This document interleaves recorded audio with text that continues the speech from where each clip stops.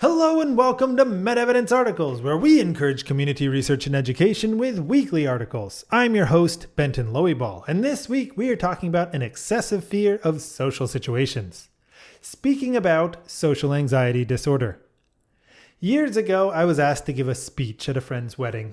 As I stood at the mic, trying to get the crowd's attention, my shaky hands dropped my drink. The first words of what was supposed to be a funny, heartfelt speech were instead, "I'm pretty nervous."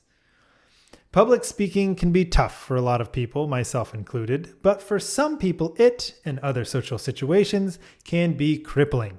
Social anxiety disorder is an intense fear of social situations. Social anxiety disorder is felt as a fear of humiliation, embarrassment, rejection, or offending in a situation where a person is being scrutinized, judged, or evaluated by others. This fear is out of proportion to the actual threat posed and causes avoidance of social situations. In addition to being distressing, social anxiety disorder can increase the risk of other mental disorders like depression, anxiety, and substance abuse, and can make existing disorders more severe. Social anxiety disorder affects somewhere around 12 to 13% of the U.S. population. For unknown reasons, the rate in the United States is higher than in other countries. The typical age of onset is much younger than most wedding speechwriters, averaging around 13 years old. Genetics, environmental, and behavioral factors all seem to influence the risk of developing social anxiety disorder. It seems to run in families, with genetics making people more vulnerable, though parental behavior may also play a role. Young and low-income people are at the highest demographic risk, while Asian, Hispanic, and Black Americans who live in urban areas may have lower rates of social anxiety disorder. Balancing humor, relationship history, insults, affection, and embarrassing stories is a true art in wedding speeches. When one of these aspects, especially embarrassing stories, gets out of hand, the whole thing can fall apart. This mirrors what happens in the brain with social anxiety disorder. Parts of the brain that deal with fear, including the amygdala, insula, hippocampus, and frontal lobe, have increased activity. Signaling molecules like serotonin that control the activity levels in these brain regions get out of whack. It's unclear how these molecular imbalances cause issues, as both increases and decreases in serotonin levels are associated with social anxiety disorder, which complicates treatment. The first-line therapy for social anxiety disorder is cognitive behavioral therapy, a goal-oriented talk therapy. Some doctors may also recommend exposure therapy.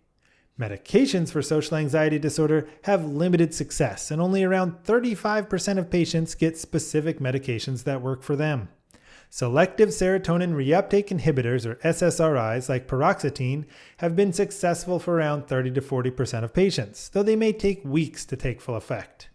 Unfortunately, for patients who do not respond to SSRIs, perhaps because they don't have excessive serotonin levels, clinical trials have found that other medications have no or minor advantages over placebo.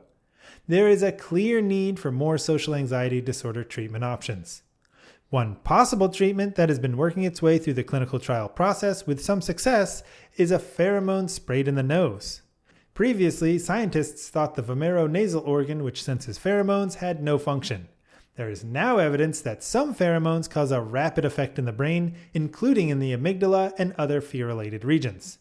Scientists are investigating medications that may activate the vomeronasal organ to suppress fear and anxiety. Early clinical trials found that some patients who sprayed a pheromone-like medication into the nose had decreased anxiety for tasks like public speaking. More clinical trials need to be done to investigate the effectiveness of this new delivery method for social anxiety disorder medications. If they prove to be effective, we may see a new marriage between disorder and treatment. Thanks for joining us on this week's episode of MedEvidence Articles. If you'd like to know more, all of our descriptions are linked in the podcast description below. You can also visit our website at medevidence.com. MedEvidence helps answer the question of who can you trust for medical information. The MedEvidence platform provides valuable information about many medical issues and the insights of evidence-based medicine. MedEvidence educates audiences through engaging and entertaining magazines, podcasts, videos, articles, and presentations. We strive to bring together diverse voices of top-level medical professionals, researchers, and experts to provide unique and engaging content that uncovers the truth behind the data. For more great content, including discussions by physicians and subject matter experts, check out the Med Evidence podcast. My name is Benton, and we'll see you next week.